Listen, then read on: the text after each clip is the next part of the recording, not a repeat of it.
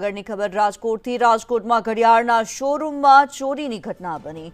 પોલીસથી 100 metre દૂર આવેલા શોરૂમમાં ચોરી થઈ। ₹66 લાખની ઘડિયાળો, ₹4 લાખની રોકડની ચોરી થઈ છે। તસ્કરો શોરૂમના સીસીટીવી કેમેરામાં કેદ થઈ ચૂક્યા છે। ત્યારે એ ડિવિઝન પોલીસ મથકે ફરિયાદ નોંધવામાં આવી છે। જે ચોરીની ઘટના સામે આવી રહી છે।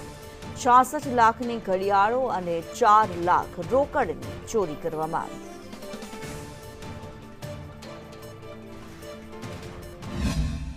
ત્રિકોણબાગની પાસે ટાઇટનનો શોરૂમ છે, તેમાંથી લગભગ આશરે 70 લાખ આસપાસની ચોરી થયેલ છે, જેમાં કિંમતી ઘડિયાળો ચોરાયેલ છે।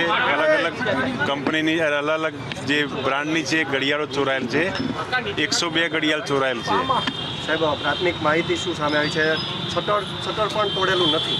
શટર છે ને ઊંચું કરેલું જણાય છે।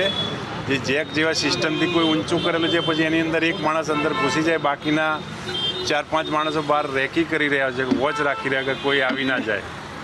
સર કેટલી ઘડિયાળો અંદાજિત કેટલી? 102 ઘડિયાળો ચોરાયેલી છે। હાલ અલગ અલગ બ્રાન્ડની 102 કિંમતી ઘડિયાળો ચોરાયેલી છે।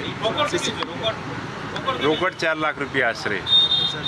સીસીટીવી કબજે કરવામાં આ સીસીટીવી કબજે કરી એફએસએલની મદદ લઈ ફિંગરપ્રિન્ટ ડોગ સ્કોડની મદદ લઈને હાલ ફરિયાદની કાર્યવાહી ચાલુ છે। રાજકોટના ત્રિકોણબાગ નજીક બરાબર એ ડિવિઝન પોલીસ મથકથી માત્ર 200 મીટર દૂર આવેલા એક ઘડિયાળ કંપનીના શોરૂમની અંદર વહેલી સવારના લાખો રૂપિયાની ચોરીની ઘટના ઘટે છે।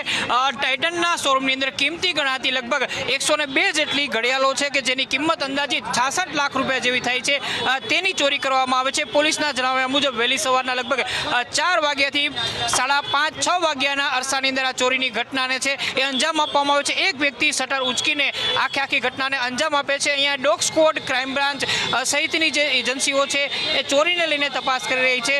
જે પ્રકારના સીસીટીવી ફૂટેજ પોલીસની પાસે આવ્યા છે એ મુજબ એક વ્યક્તિ અંદર પ્રવેશે છે અને ગણતરીની જે સમય છે તેની અંદર જ આ ચોરીની ઘટનાને અંજામ આપે છે અને 3 થી 4 જેટલા લોકો બહાર રેકી કરતા હોય છે। એટલે શક્ય છે કે કદાચ કોઈ જાણભેદુ હોઈ શકે છે આ ઘટનાની અંદર। હાલ પોલીસ આ ચોરીને લઈને સંપૂર્ણ તપાસ આગળ વધારી રહી છે અને જે લોકો આમાં સંડોવાયા છે તેને પકડવાની કોશિશ અત્યારે કરવામાં આવી રહી છે। કેમેરામેન માધવ ભટ્ટ સાથે મયુર સોની, સંદેશ ન્યૂઝ।